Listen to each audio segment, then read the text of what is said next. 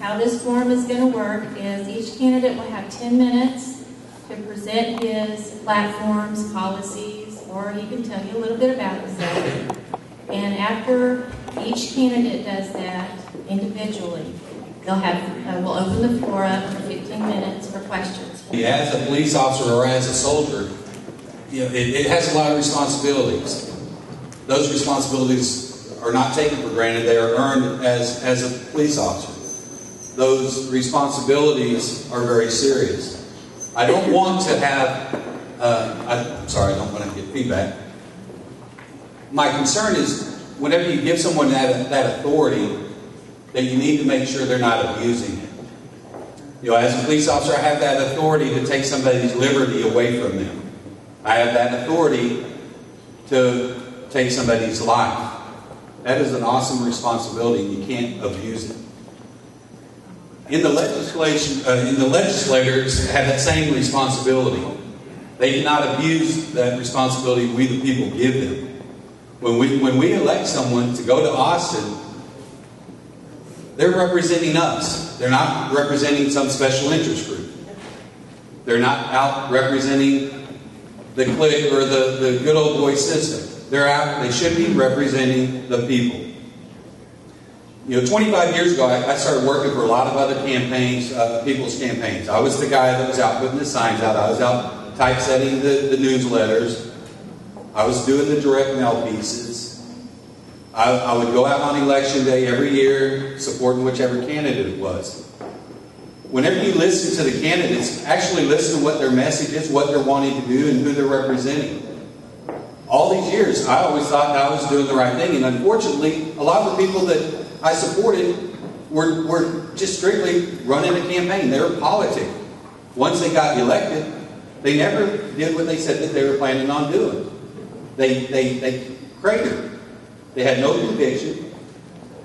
They compromised. When we elect someone to go represent us in Austin, there's 31 people that is in the Senate.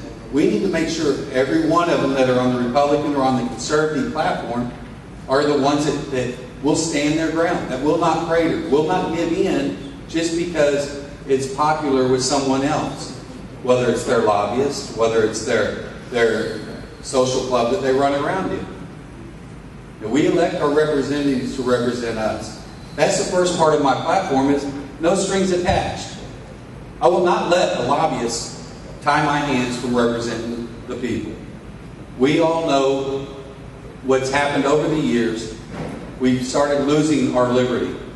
My family, I have a great ancestor that fought the Revolutionary War. His name was Joseph Stippy. He was wounded at the Battle of Yorktown. He was there when Cornwallis surrendered. That liberty that he fought for way back then is the same liberty that we need to fight for now. We have a constitution for a reason. We have our state's own sovereignty. Our country has gotten weak, and our state's gotten weak. We need to stand back up. We the people do. We need to elect responsible government, whether it's in the school boards, whether it's in your local city, in your city council or mayors. We need to look at it across your county. You need to look at it across your state. All these years I've worked for all these other candidates. I believe what they plan to do. They failed me. A few years ago I decided I was going to step up and take action. I stepped it up a notch. Instead of just burning 2 or 3 days of vacation working for candidates, I started burning weeks of vacation. Every bit of my vacation I had, I'd get out and work behind whatever candidate. I'd choose a couple of them that I believed in and push them forward. I committed myself to those candidates. That meant after hours, that meant all night long. We got some really good people elected.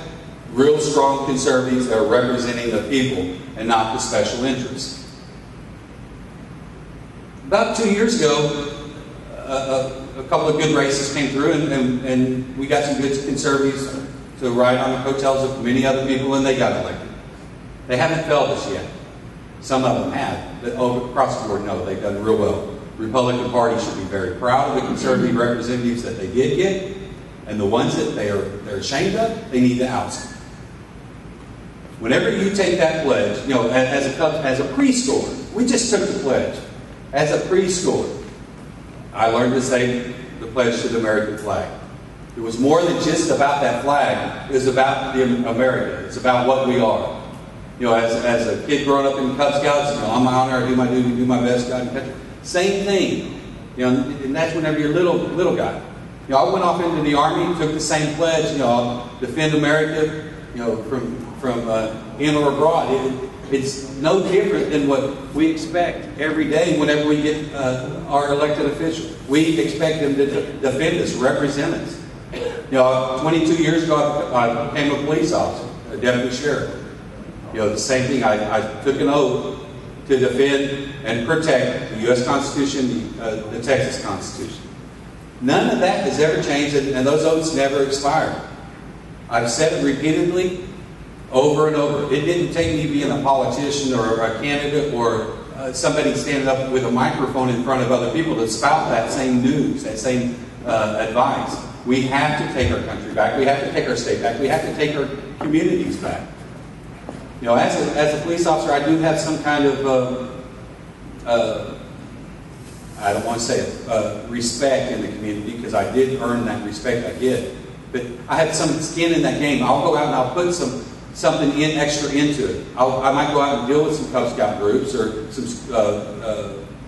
alternative school kids that, the good kids are in Cub Scouts, or the bad kids that got kicked out of school, and you go and you mentor them. You get involved in some of the junior achievement type programs where you're teaching them to earn their own, I keep using the phrase, teach them to fish for themselves. It doesn't take the government to do everything for everyone. The government is not the answer for everyone.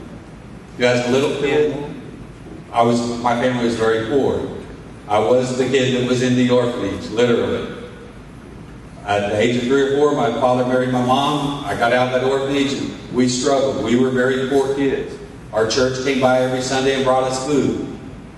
I know what it was like to be on the food stamps. I know what it was like to have that special different colored lunch card at school.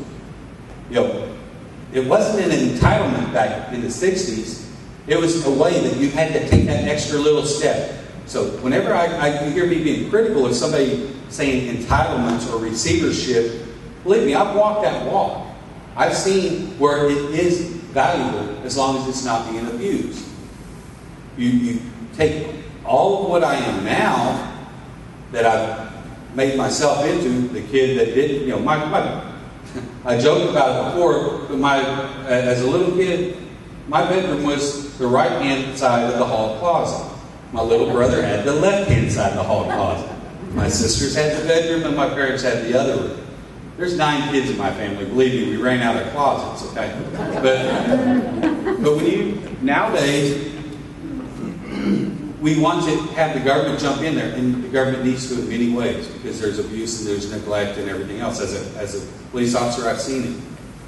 But whenever you have nothing and you're that far down, you have nothing but to look up and see where you want to go, not where you came from. By the time I was about 10, 12, I was earning my own money. I went out and mowed yards, threw newspaper routes, did everything, bought my own lawnmower, got a good service of bonds. I made my own money, I bought my own clothes, did everything I needed to as a young adult. By the age of 13, working at the skating rink, I bought my own clothes. My parents never bought clothes after I was 13.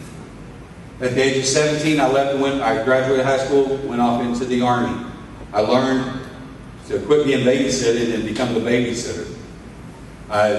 It took flying back in November of 1983 on a C-5A, flying back from Germany.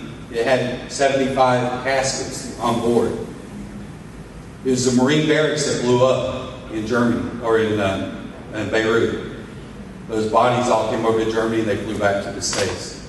I happened to be one of the passengers on that flight coming back as they told us that you have, don't look at these caskets, don't look at them, march forward, keep your focus. When I got back to Germany, I had to come back to my grandfather's funeral. Once I got back to Germany, I suddenly changed from being the kid that was babysitting to becoming a leader. I went through all the leadership courses that the military could give you. I went through all the training and everything. I ended up being named Soldier of the Year for our unit. I took that after I got out of the Army, came back and was a police officer. And also a number of times been named Officer of the Year. My time's up.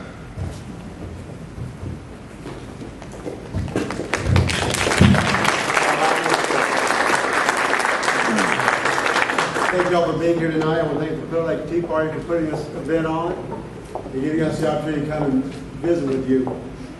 I know a lot of you are just now meeting me, and some of you met me since I've been a state representative, so I just want to I've been working for this area as a state rep over in Dallas County, but I want to give you a little background about me and where I come from before I was a state representative, before people called me representative, but I didn't tell you. So here's my background. I grew up in a small town. You'll laugh when I tell you it was Friendswood, but when I first started first grade, all 12 grades were on one campus. I graduated from Friendswood, went to Baylor. I had a business degree, majored in insurance, and married my college sweetheart right after graduation with Carrie, sitting right there on the second row. Just wave at us, Carrie. We then moved to Hawaii, where she got her master's degree for speech therapy, and I worked for an insurance company for a couple of years. We moved back in 1985, where I went to work for my dad, and with my dad at Truman Taylor Insurance Agency. And agency's been around since 1962. I later bought him out so he could retire and enjoy time with my mom, who's also over here. When I got back my adult life, back from Hawaii, I immediately got involved in community service. And when I say community service, I mean everything from coaching other kids, other folks' kids in soccer, teaching youth in Sunday school. I had one group of kids I had from 5th grade all the way through seniors in high school, along with a lot of other kids. Being a sponsor of youth camps, working with the city's 4th of July steering committee for over 10 years, starting a Lions Club there in Friendswood, later joined the Rotary Club where I became president, and now an honorary member because I can't make the attendance very often with my duties in Austin. I served in every board member position with the Chamber of Commerce on every committee, including the president of that chamber. I served in the high school site-based decision-making team. I filled in as a JV soccer coach at the high school, and the coach could be both places. I was elected to serve as a deacon in my church. I served on the zoning board of adjustments for my city, as well as on the city's economic development board as the chairman. I've also been on the board of Hope Foundation, residential home for mentally challenged people in Friendswood, Houston area. Been on there for well over 12, 13 years. You know, none of these positions involved making money or furthering my career. They were just things I felt like I needed to do. I had a desire to serve my community. Just to give you a little background. So where did I start politically? Well, I can tell you, my interest in politics and history started very young. In fact, I can remember in 3rd grade having big debates with some of my fellow students on the Nixon-Humphrey race. Do you remember that? Interestingly enough, one of the guys I debated the most on that deal, I just noticed recently he's on my contribution list, so maybe I won that battle in the end after all these many years. My first vote was while I was in college. In fact, I remember standing in line with my girlfriend at the time to vote for Ronald Reagan in 1980. Upon returning home, I worked at the polls for a guy running as Republican for county commissioner. It was almost unheard of. He wasn't successful. The next guy I worked for was the first Republican elected in many, many years as a county commissioner in Galveston County. I was a treasurer for a friend of mine who ran for the school board and won.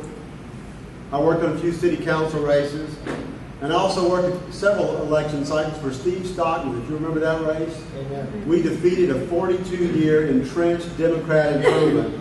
I delivered materials door to door on a scooter. I'd load them up on the basket of my scooter, park it in the street, go up and down the street, put them out there, and then I worked the polls, both when he won and when he lost, when I was out there by union folks all the way from Ohio who came down here to reclaim that seat that we had won. All the while I was doing all this work politically, I never saw myself as a candidate. That wasn't my thing. In fact, growing up in the same town I was so involved with, people all the time ask me, you need to run for city council, why don't you run for school board? We need you to run for this, and I always had a pretty good answer. I've got a small business to run, I have a young family, I'll help other folks do that. All that changed in 1997, when some of you may know Ken Clark and Robert Talton called me and asked me to go to lunch with them.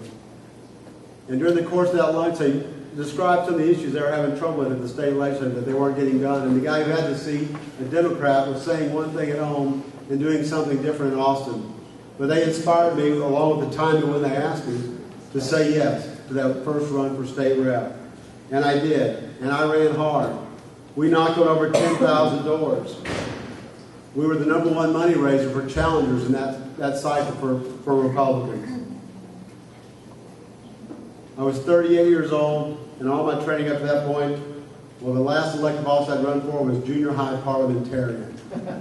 So it was quite a leap from there to run for state rep. But we did run that race in 1998, and we lost. And it was devastating. I really thought we were going to win. We had a lot of things happen in the course of that campaign that convinced me that I was doing exactly what I was supposed to be doing. I was then asked to run for city council, and I said yes, because I knew I was supposed to be doing something in public service beyond just what I'd been doing. I served 3 years on that council, and later being named Mayor Pro Tem. And I was also, while on that council, appointed to serve on Region H Water Planning Group, which does the water plan for the state of Texas. We're working on a 40-year plan, looking out there.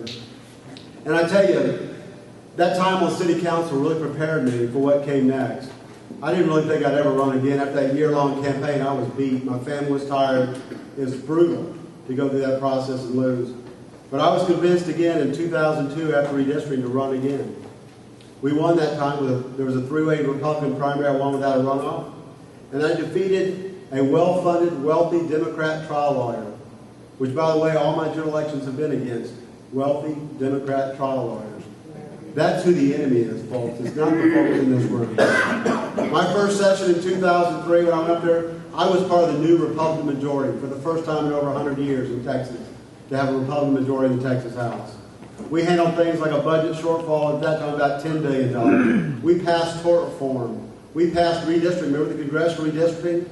Where we had to call it mid-decade? Because the Democrats had done such a good job of gerrymandering all the years before, they still kept a congressional majority of Democrats in a state where every statewide elected office was held by a Republican.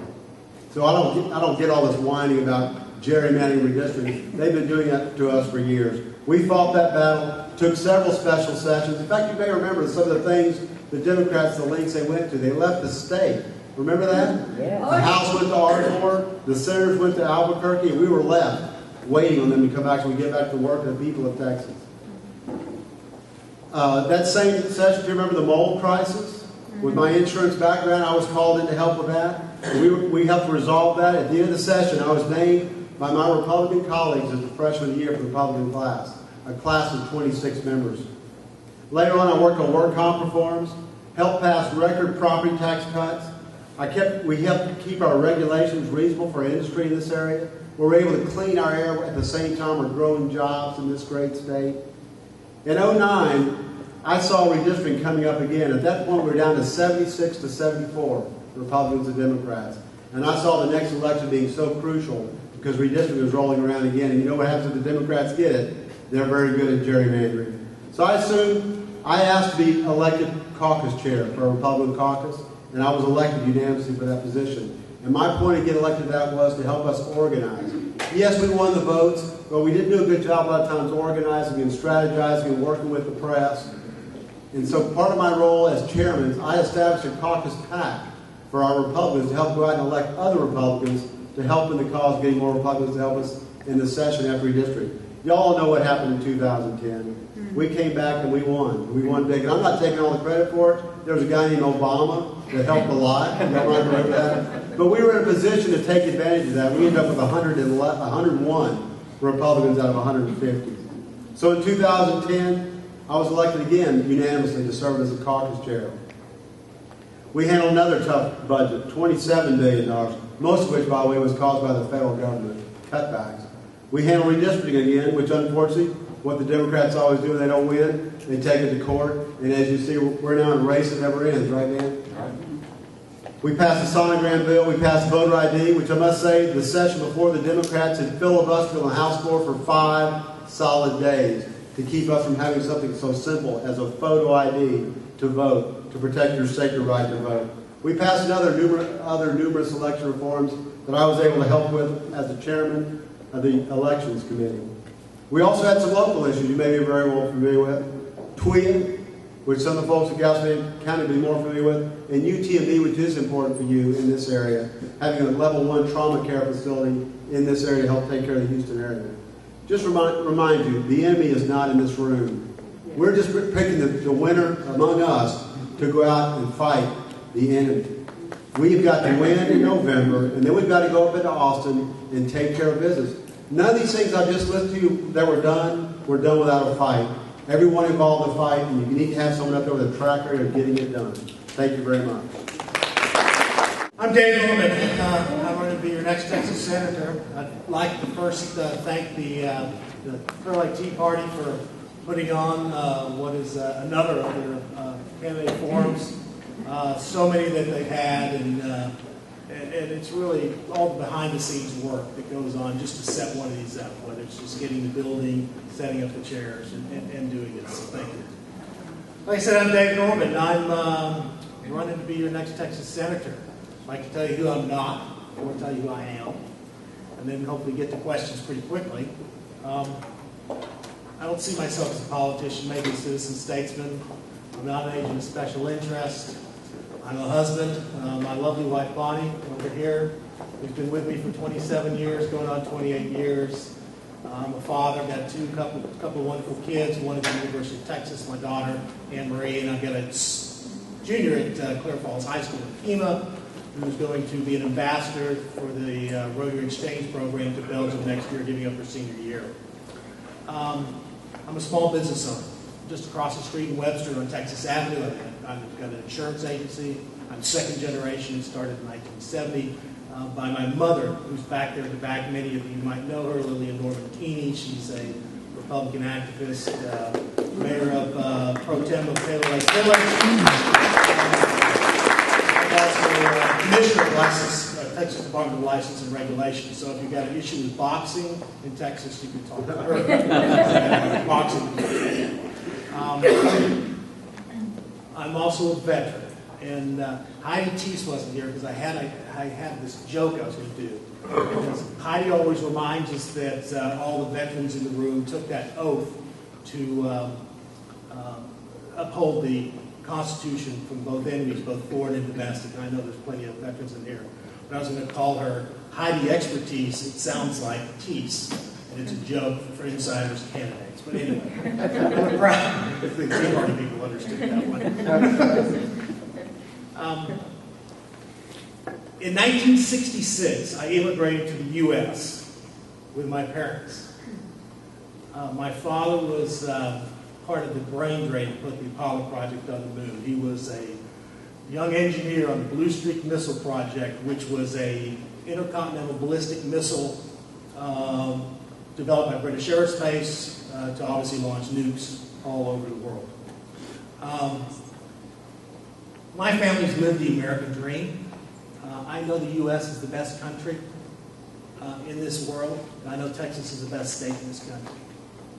About 18 years later, on February 14th of 1984, and I remember this day so well, in a Judge Roy B. Seals courtroom in Houston, Texas, I became a U.S. citizen. My parents, I could have been when I was 14, but they delayed it and allowed me to make that decision. It took me 3 applications. They lost it a couple of times. I had to produce a draft card, but that's a whole different story. That same day, which was kind of funny about producing a draft board, I got sworn in to be the second lieutenant in the United States Army. There was a child in my family that needed to do service to our country, and I was that child. I spent 24 years both on active duty and reserve component. I was an Army aviator, proud of it. Flew 9 different aircraft and their variants. Was a test pilot. I'm a combat veteran and a member of the VFW for those guys who are also members.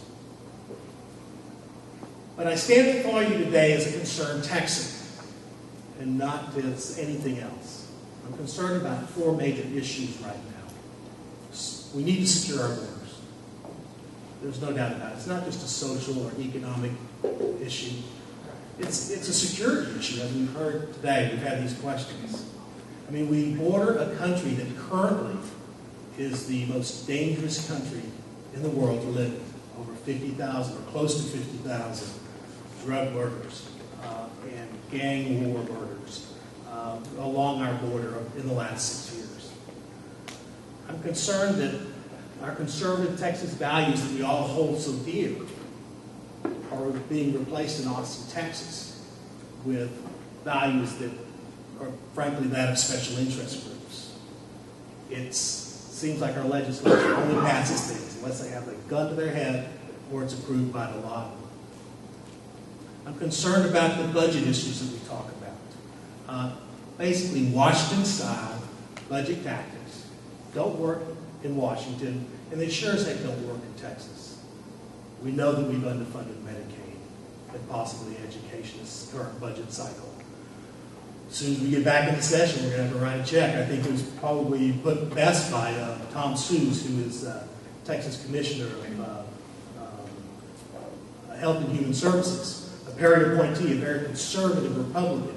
4 days ago, basically he's told a group that we need $14 to $17 billion more next cycle than we had this cycle. And his words, not mine. The Texas legislature basically wrote a hot check for $5 billion. Next, I want to be a coastal insurance advocate. I'm an insurance guy. I've been screaming about Texas coastal insurance issues for years and years. Those of us in the room have one thing in common other than being Republicans. We all pay the highest insurance rates in Texas for our property, and possibly the highest in the nation. There are things that we can do to stabilize rates and bring competition back to the market. So those are my major concerns.